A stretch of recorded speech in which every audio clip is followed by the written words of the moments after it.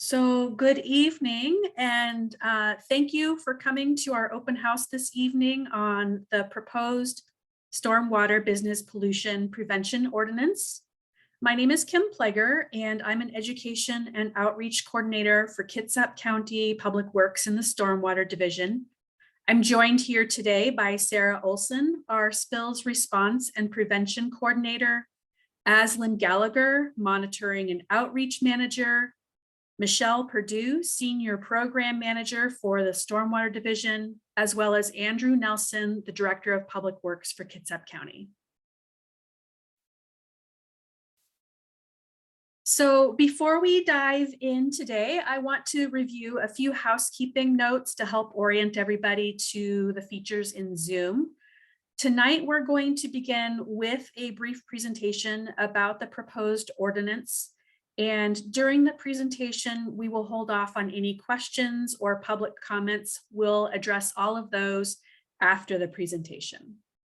So tonight we are recording, and we will follow up after this event with an email that includes a link to the presentation in case you want to watch it again.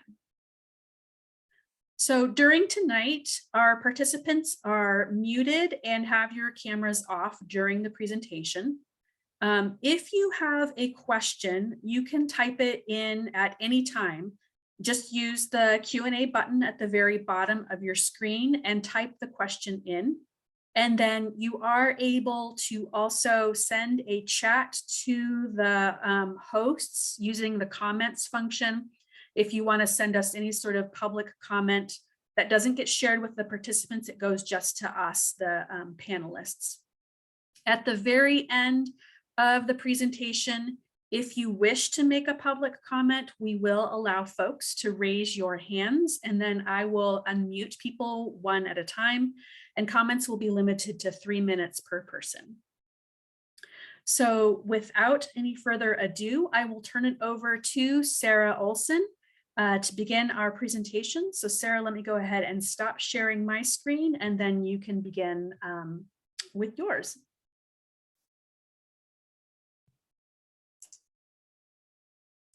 Hi, everybody. Thank you for joining us today. Let's see, I'm going to go ahead and share screen and then start my presentation. Does it look good, Kim? That's perfect right there. Okay. All right. All right, so we're going to talk about the Stormwater Business Pollution Prevention Ordinance, also known as the BMP Ordinance. Sometimes we reference it as that. So today we're going to go over why we're here, a stormwater overview, a source control overview, define pollutant generating businesses, go over the proposed draft ordinance, and talk about source control BMPs and examples and next steps for this process. So why are we here? Department of Ecology permits governments to manage and control stormwater so that it does not pollute downstream waters. This is called the NPDES permit. This permit is now requiring Kitsap County to create an ordinance which requires certain businesses to implement operational maintenance to protect stormwater. So what is stormwater? Stormwater means the runoff during and following precipitation and snowmelt events, including surface runoff or drainage. As stormwater flows over the ground surface, the runoff picks up metals, gasoline and oils, sediment, pathogens, and nutrients from our everyday activities and flows into storm drains, ditches, and pipes. This storm and surface water runoff is the leading transporter of pollution into Puget Sound and local wetlands, creeks, and streams. Let's talk about source control. What does source control mean? Source control is the control of pollutants from entering storm and surface water by using best management practices, which I will get to in a couple of slides. To stay in compliance with Department of Ecology, Kitsap County is required to adopt an ordinance and program that requires pollutant generating businesses to implement BMPs to prevent pollution. This program includes inspections, staff training, education, and technical assistance and enforcement as a very last resort. So pollutant generating business is when the typical daily activities of that business creates potential for pollutants to be released to the environment. These businesses include publicly and privately owned institutional, commercial, and industrial business sites, multifamily sites on a complaint basis only, and single-family residential sites, home-based businesses on a complaint basis only. Common examples of pollutant-generating businesses are mobile businesses, auto repair shops, restaurants, gas stations, grocery stores, and other things like fleet rentals, dry cleaners, and rock quarries. So there are 3,000 businesses in unincorporated Kitsap County, but only 700 of those businesses are considered pollutant generating. So here's the Department of Ecology requirement. Basically, it states that we have to implement this ordinance by August 1st. So I'll read off our proposed ordinance language. All pollutant generating sources associated with the existing land uses and activities as defined in the Western Washington Phase 2 permit must implement applicable operational source control BMPs as specified in the Ecology Manual in order to prevent pollutants from entering the county stormwater drainage system. Should applicable operational source control BMPs fail to prevent illicit discharges or allow violations of surface, groundwater, or sediment management standards, applicable source control BMPs or applicable treatment BMPs shall be implemented. In cases where the manual lacks guidance for a specific source of pollutants, the county shall work with the owner operator to implement or adopt BMPs based on the best professional judgment of the county. So what exactly will businesses need to do? All pollutant generating businesses will be required to meet applicable operational source control BMPs outlined in the Ecology Manual. Here's the link provided. Maybe we can put that in the chat. Source control BMPs start on page 497 of this manual. So I thought we'd go through the different types of BMPs and kind of explain what a BMP is. So a BMP is an activity, practice, or maintenance procedure that prevents or reduces the pollutants to Kitsap County storm system or waters of the state. There are 3 types of source control BMPs: operational, structural, and treatment. Operational source control BMPs are non-structural practices that prevent or reduce pollutants from entering stormwater. These are the BMPs that most, if not all, businesses are already doing. These are very common housekeeping things such as sweeping, labeling chemical containers with contents, having a spill kit on hand and having a spill plan, and training staff on spill cleanup and prevention, and eliminating wash water from discharging to the storm system. Structural source control BMPs are physical, structural, or mechanical devices or facilities that are intended to prevent pollutants from entering stormwater. These will only be required if operational BMPs do not prevent pollutant discharges. Common example of structural source control BMPs are berms, plastic sheeting, oil water separators, herbicide pesticide storage, spill containment sump, and paving. Treatment source control BMPs are intended to remove pollutants from stormwater. These will only be required if operational and structural source control BMPs do not prevent pollutant discharges. Common examples of treatment BMPs include biofiltration swales, filter strips, and conveying high potential oil spill areas to be directed to sanitary sewer. So I thought we would go over what an inspection at a restaurant would look like, or some common examples of inspection items. So it's all education and technical assistance items. Examples at first, it's, is the dumpster area kept clean? Is trash picked up with the lid closed? As the grease interceptor being maintained to prevent sewer overflows? Hood vent filter and floor mat cleaning wash water to sewer? Mop water is dumped to be treated to the sewer system and having a spill kit. Here's an excerpt from the Ecology Manual. This is where we would be getting most of our operational BMPs for the different types of sites and pollution generating activities. So I thought I'd mention other municipalities real quick. Other counties and cities already have this ordinance and inspection program in place for many years, including Snohomish County, King County, and Pierce County. Local municipalities such as City of Port Orchard, Farmington, Poulsbo, Bainbridge are all in the process of adopting this program. We are working together to make sure outreach and information given to businesses is similar. Most of you have found our website, but this is the information. This is the link for the website, in case anyone would like that. At the bottom of the website, there is the public comments form. So that's available for anyone to comment. Our next steps, we're continuing public outreach right now. June, July is the Planning Commission recommendation, and August 1st is when the code would be adopted. And inspections begin at the beginning of 2023. So that's it. I'm going to leave it up to Q&A or discussion. So at this point, if you have any questions, you're welcome to pop those into the Q&A box.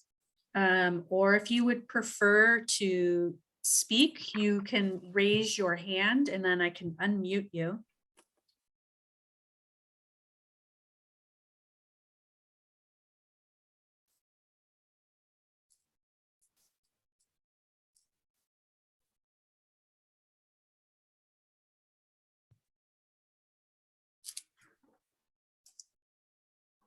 So I don't see any raised hands.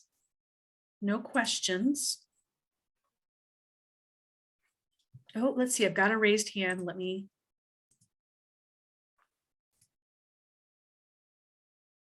Okay. Spencer, you should be able to speak now. I hope so. Perfect. We can hear you. Oh, good.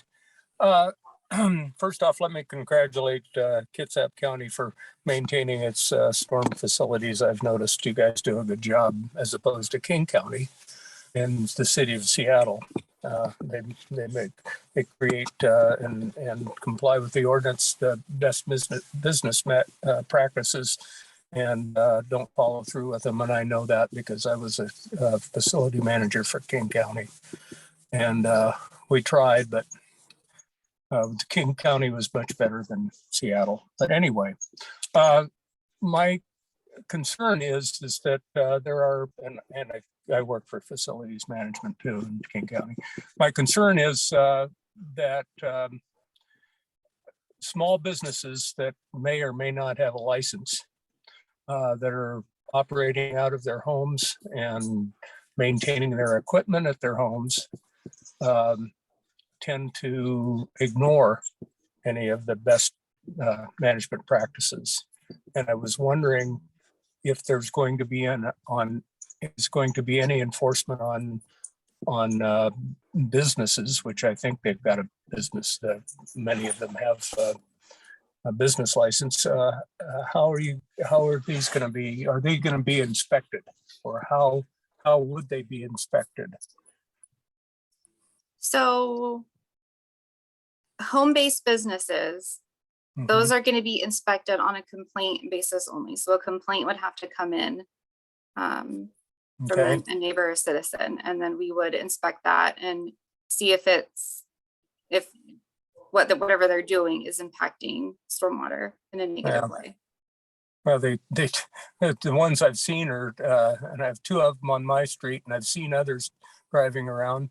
They're doing their maintenance on their vehicles and on doing various other things in their driveway or on the street. And so that's one issue that I can see as a problem.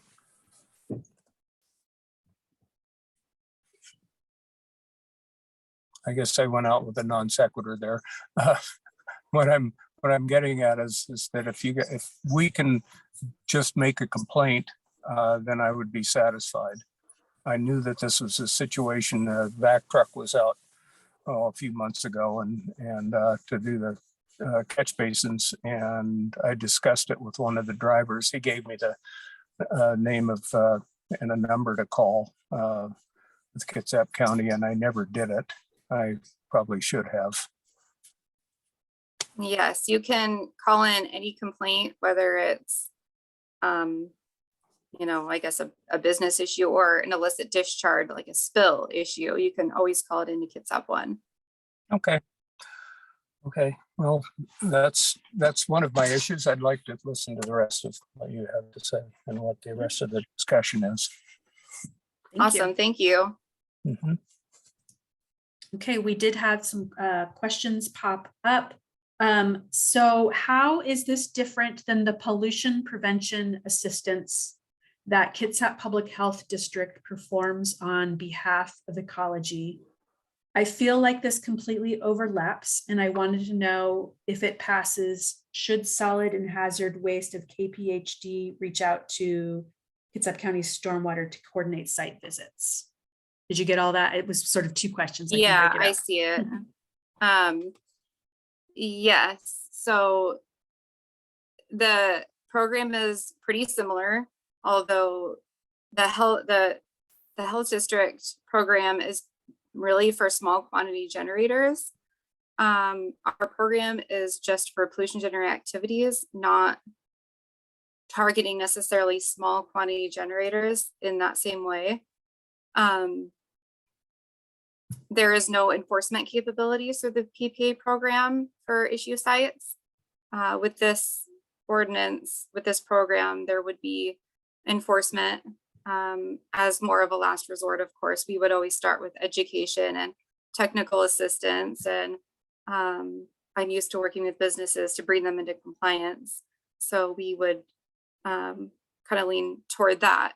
But we have already had questions or discussions with a couple of members of the health district for coordinating the potential to coordinate some site visits to lessen that burden, that inspection load on businesses.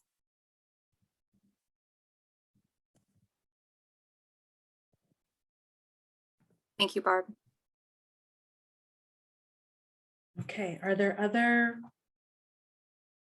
raised hands or questions?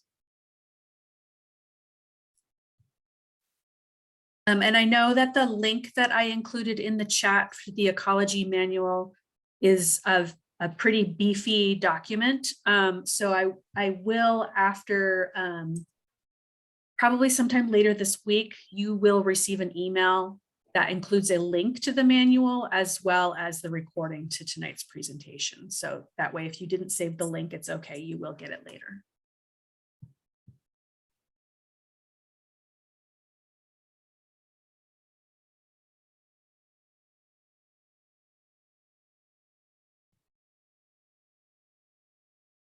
Are there any additional questions or comments?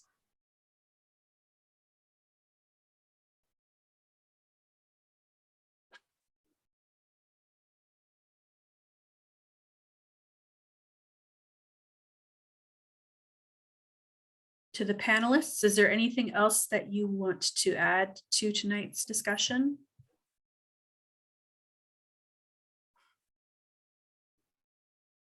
I don't know if there's anything necessarily more I want to add.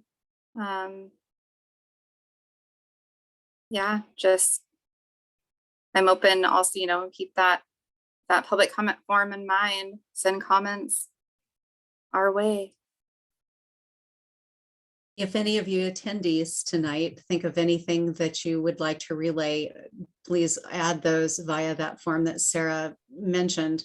Also, jot down the address to the website. We will continue to populate that with information as it becomes available.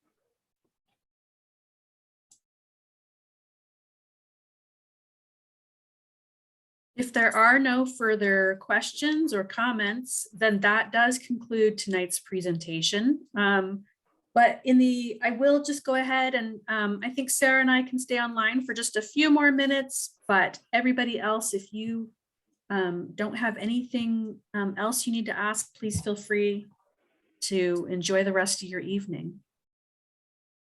Thank you, everybody.